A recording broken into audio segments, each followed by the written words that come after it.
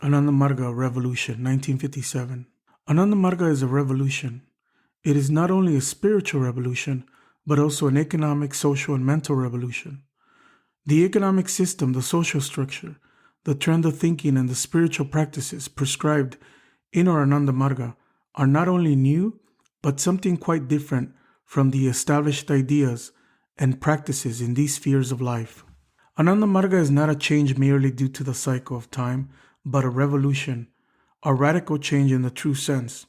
Never before in the entire history of this world or the universe, if it could be known to mortals, has a system of life fully embracing the economic, social, mental, and spiritual spheres ever been correlated in such closely knit society as in Ananda Marga.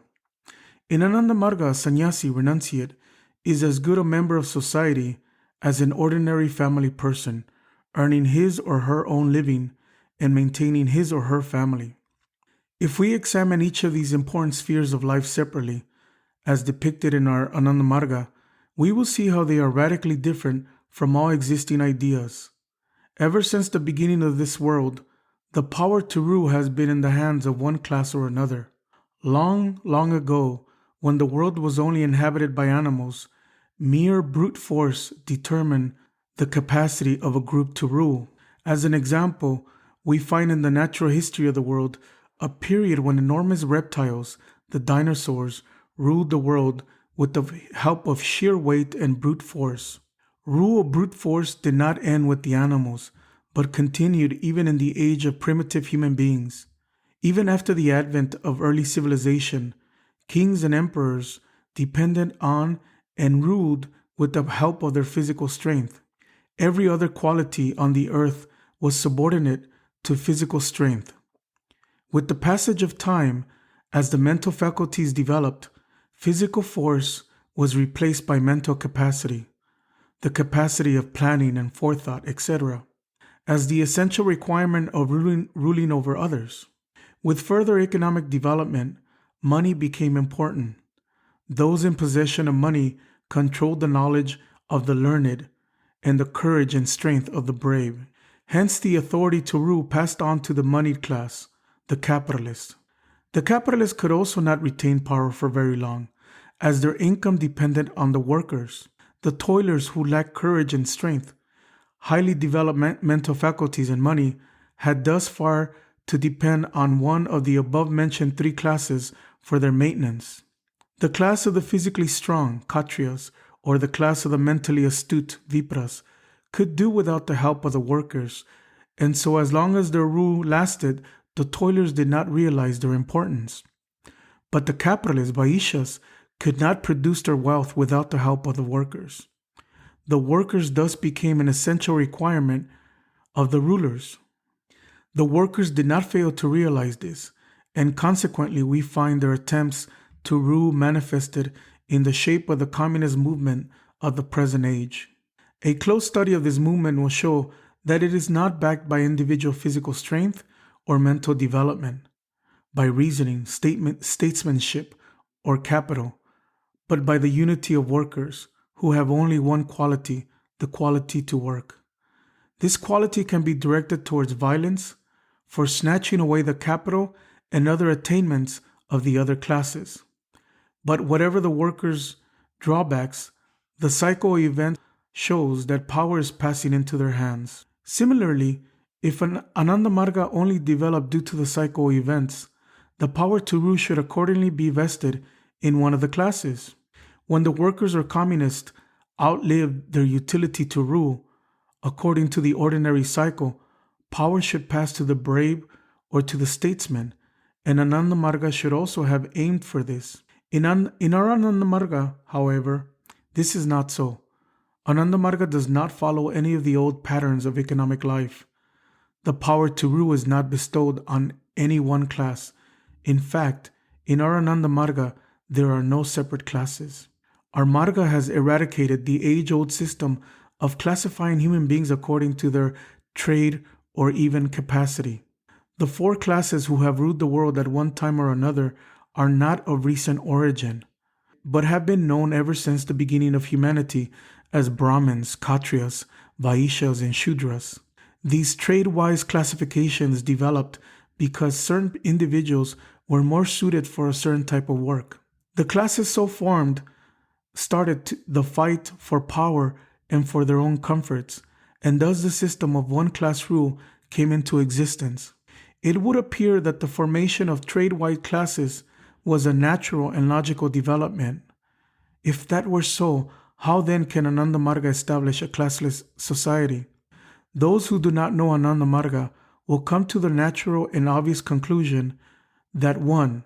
Ananda Marga should not claim any achievement which is illogical, and hence a classless society, which would be illogical, cannot be achieved by Ananda Marga. And 2, that Ananda Marga is also like many of the other societies of idealists and moralists who aim at a classless society. But Ananda Marga's attempts to establish a classless society is not confined only to those who are preachers of the Marga or those who understand the philosophy of the Marga and appreciate the necessity of a classless society. This attempt is undertaken by every member of Ananda Marga, for every member practices a system of living which leads to a classless society. The revolutionary character of our Marga is evident from the way it tackles one of the oldest vices of human beings, the vice of dividing themselves into classes for their own benefit. These artificial classes get a logical support by the fact that they have sprung up from the grouping together of persons of similar aptitude for better utilization of their capacity. For instance, the learned and the statesmen all combined together and form the class of Brahmins. Similarly, the strong and the brave form what is called the Kshatriyas. The Vaishyas and the Shudras were formed in a similar way. Ananda Marga's approach is not to call these classes bad, but to make all the members of Ananda Marga practice and develop the good qualities of them all. For instance, the developed mind required for a Brahmin is necessary for every member of Ananda Marga. Every person who joins Ananda Marga, whether of the Shudra or Vaishya or any other class, has to strive to develop and strengthen the mind. Everyone has to work for a strong and healthy body. Everyone has to work for a living.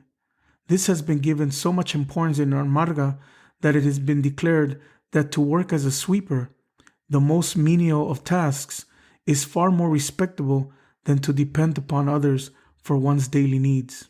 Not only earning money and having a balanced and dependable economic life is important, even the lowest of the social classes, which people normally scorn, have been given equal importance. Every member of the Marga has to physically serve others. This is normally seen as the work of the so-called Shudras, but followers of the Marga cannot develop completely unless they also do this efficiently. In short, all the characteristics of the four classes have to be mastered by each individual in our Marga. It is not only mastery of these characteristics which is necessary, but their regular practice is an essential duty of every member of Ananda Marga. Every individual thus becomes universally fit, and any person makes as good a Brahmin as a Shudra. Thus, no scope is left for some to leave others behind and form a special group. This classless society is not only aimed at in our Marga, but is evolved by practice. This approach to change a society full of classes and sects was never thought of before. The very class system which appeared as a logical development and evolution can be removed by an even more logical method to form one classless society. Ananda Marga is therefore not merely an organization of idealists or moralists who preach a classless society, but a method, a system, or a dharma which leads to a classless society. It has not been formed as a result of cyclic changes in the economic sphere of the world, like the evolution of communism, but is a radical change in all existing economic practices or theories conceived so far. It is a revolution in the economic sphere of the world's life.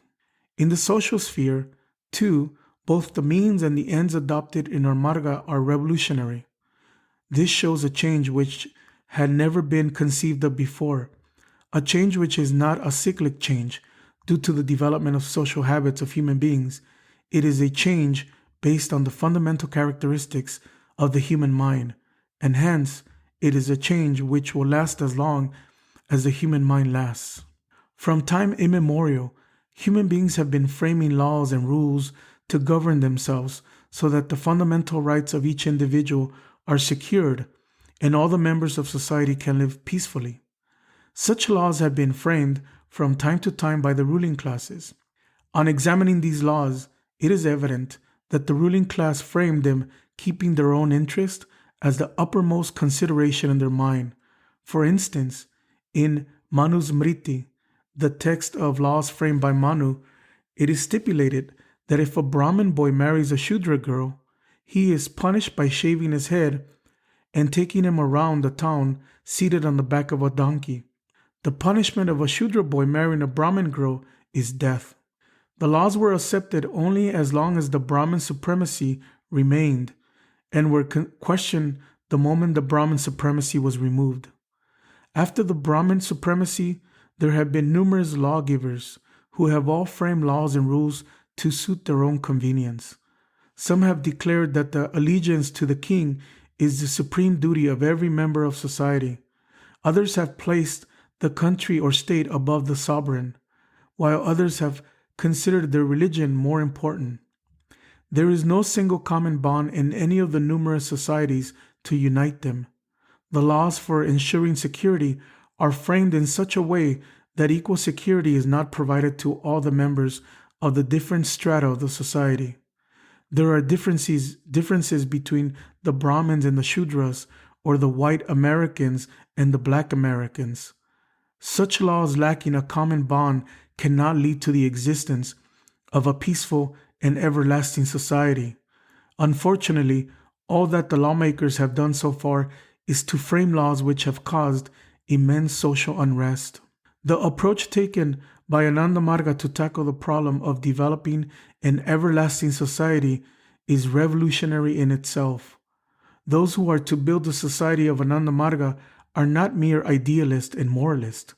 They are a group of classless, casteless, practical people who not only preach and meditate on the principles of classlessness, but actually practice those principles so as to be fit to be a member of any of the classes of the world based on their individual capacity as members of humanity.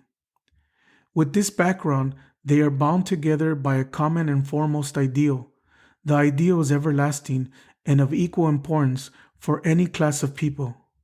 The social laws of our Marga not only make no distinction between one person and another, but encourage both sexes to share equal responsibility in life. All social superstitions like widowhood, etc., are discarded.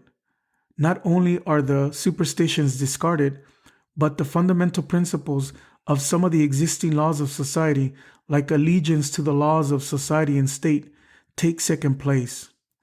Of primary importance is one's allegiance to Brahma, the Supreme Being. Harsh social punishment, such as creating outcasts or placing restrictions on widows or women in general in participating in certain social functions, do not find place in our society. Ananda Marga has formed a society which frames its laws on the basis of common ideals in order to develop the idea of oneness and of all humanity. This society is radically different from any existing society, for it provides a society with a common bond where there is no distinction between class or sex, where no one is declared an outcast or punished without being given the chance for self-reform, and where no laws are framed keeping in view the interest of only a few individuals. In such a society, no one is weak or downtrodden, and no one is allowed to be exploited by others.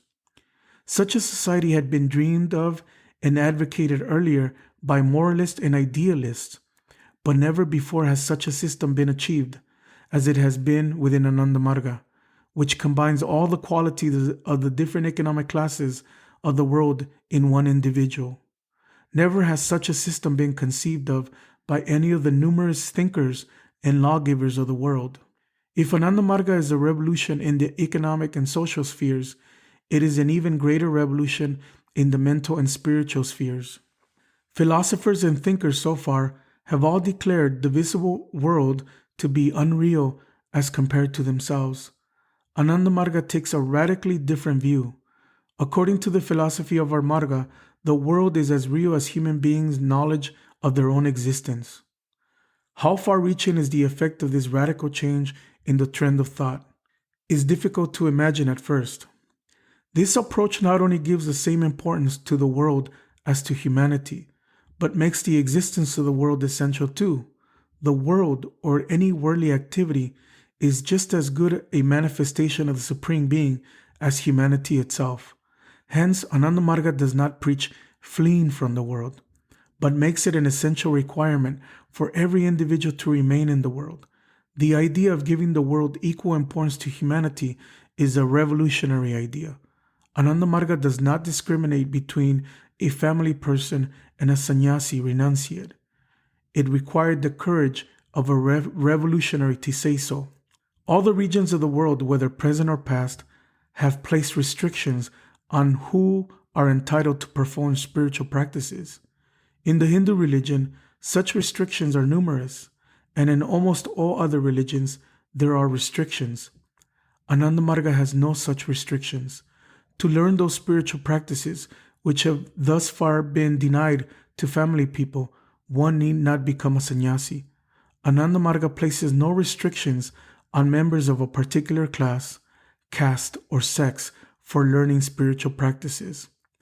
The removal of such restrictions is a revolution. Never before was it conceived that a person living with his or her family and earning a living could achieve the ultimate goal. But the revolution of Ananda Marga has made it possible. Everything we see is a manifestation of the Supreme Being. Thus, every action connected with it should be done with as much efficiency as the worship in any of the religions. Brahma is omnipresent. One need not go to the Himalayas to find him. That whatever we do, see, hear, or feel is Brahma is a unique idea. Such a philosophy is a revolution and is radically different from the philosophy evolved by the great thinkers of the world so far. Ananda Marga is radically different from all concepts of philosophy, as well as economic and social thinking.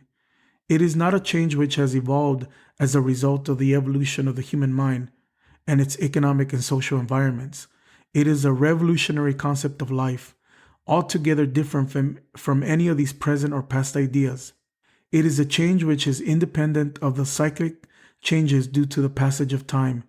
It does not practice anything which is not new, both in approach and practice. It is a revolution which makes life a reality. It teaches adjustment to life rather than giving up the world by leading a life of useless seclusion. It creates people who are fit for every walk of life, who do not make any distinction among their fellow beings, and who are joined together as one world community. In our Ananda Marga, all humanity, nay, all living beings, Jiva Matratare, have combined together in every walk of life. Thank you.